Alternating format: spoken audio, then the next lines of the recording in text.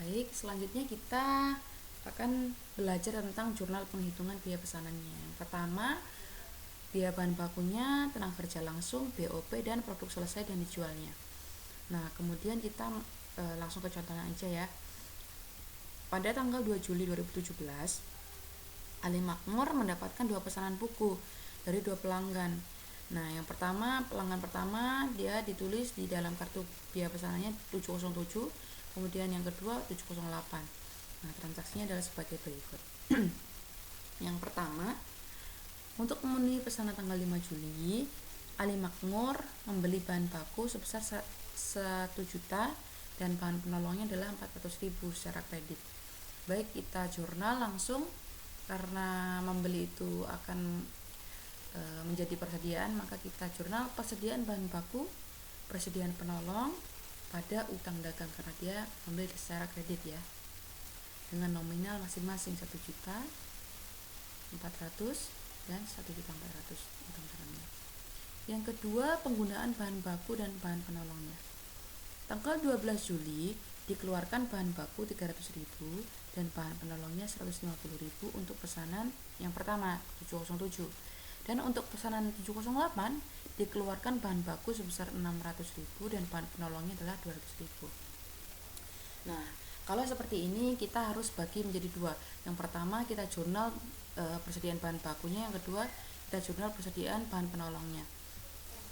Nah, oke, jadi jurnalnya kalau sudah diproses ya, jadi kita jurnal dengan akun barang dalam proses. Barang dalam proses yang pertama adalah 707, kemudian barang dalam proses yang kedua adalah 708. Masing-masing kita masukkan nominalnya 300.000, kemudian bahan penolongnya adalah bahan baku 708 adalah 600.000. Kemudian kita jurnal pada persediaan bahan bakunya, totalnya adalah 900.000 rupiah. Selanjutnya yang kedua kita jurnal bahan penolongnya. Bahan penolong yang pertama adalah 150.000, bahan penolong yang kedua adalah 200.000. Ya, total langsung menjadi 350.000 pada persediaan bahan penolong. Begitu ya. Selanjutnya ada tenaga kerja langsung. Tanggal 20 Juli, Ali Makmur mencatat biaya tenaga kerja yang digunakan dengan rincian sebagai berikut. Yang pertama, pesanan pertama adalah dia kerja dalam 80 jam, tarifnya 10.000. Yang selanjutnya pesanan 708 itu pengerjaannya adalah 100 jam, tarifnya sama 10.000. Artinya 800.000 dan 1 juta. Kemudian ada biaya tenaga kerja tidak langsung. Ini adalah 500.000. Jadi total upah tenaga kerjanya adalah 2.300.000. Nah, selain dia upah, dia ada gaji juga, gaji pada bagian pemasaran, yang bagian iklan dan pemasarannya itu adalah 700.000. Kemudian bagian administrasinya adalah 500.000 rupiah. Dan total gajinya jadi 1.200.000. Dan kita total upah dan gaji 2.300.000 ditambah 1.200.000 ketemu 3.500.000. Nah, bagaimana jurnalnya? Nah, yang pertama kita hitung dulu atau kita catat dulu biaya tenaga kerja langsung, biaya tenaga kerja semuanya, gaji dan upah 3.500.000 ya pada utang gaji dan upah.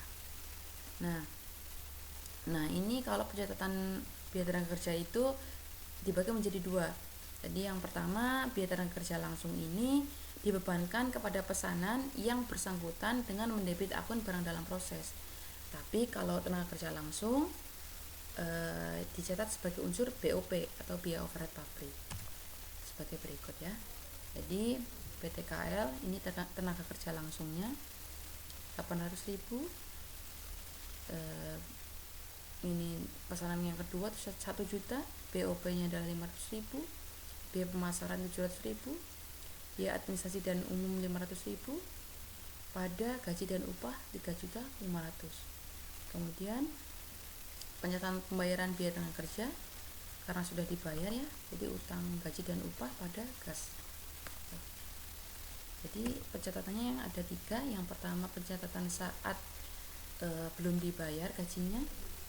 Kemudian yang kedua kita rinci biayanya. Kemudian yang ketiga kalau sudah dibayar gitu. Selanjutnya ada akuntansi biaya BO, biaya overhead pabrik atau BOP. Baik. Kalau akuntansi BOP, nah ini kita sudah tentukan tarifnya di awal, yaitu 120%. Jadi pesanan yang pertama 120% kalikan BOP-nya totalnya adalah 800.000, maka ketemu 960.000. Pesanan yang kedua 120% kali BOP-nya 1 juta, ketemu 1.200.000. Kemudian total dibebankannya adalah 2.160.000 rupiah. Kemudian selama bulan Juli terdapat BOP aktual sebagai berikut. Yang pertama ada depresiasi mesin, ada asuransi bangunan pabrik, kemudian biaya pemeliharaan. Maka totalnya adalah 2 juta. Yang pertama kita catat adalah BOP dibebankannya. Kemudian yang kedua adalah BOP aktualnya. Yang ini dan yang ini. Ya. Barang dalam proses BOP pesanan pertama adalah 960.000 rupiah. Barang dalam proses BOP pesanan yang kedua adalah 1.200.000 pada BOP dibebankan. Kemudian BOP aktual pada akumulasi depresiasi mesin, asuransi dibayar di muka, dan persediaan di suku cadang. Kemudian kita tutup, kita bikin jurnal penutup. Jadi kalau bikin jurnal penutup itu untuk BOP ya, dia untuk menutup penyimpangan atau selisih antara BOP yang dibebankan dengan BOP sesungguhnya. Nah, jurnalnya kayak seperti ini.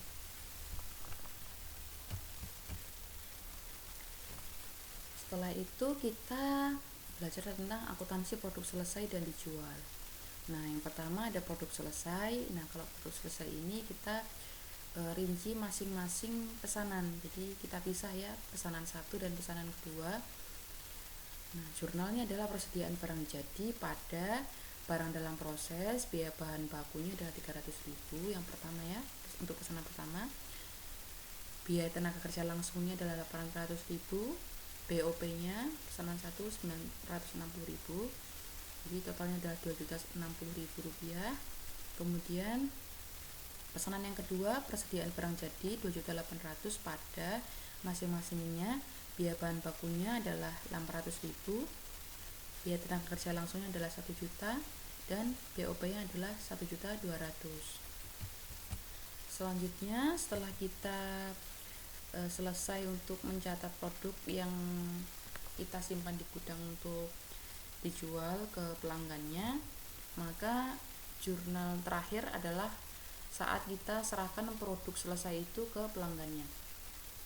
Jadi untuk pesanan yang pertama, piutang pada penjualan sebesar 2.575.000 rupiah, pada penjualan 2.575.000 rupiah. Kemudian pada yang kedua ada harga pokok penjualan pada persediaan barang jadi sebesar 2.060.000 rupiah.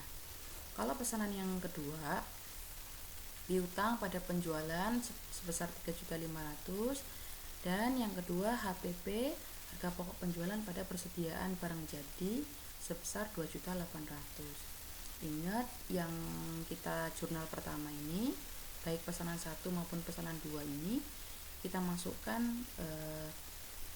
kesepakatan keuntungan atau laba 25% tadi. Nanti kalian bisa sambil lihat di slide-slide selanjutnya ya, gitu. Baik, ini materi kita hari ini. Semoga bermanfaat. Kalkulasi tentang kalkulasi biaya pesanan ada banyak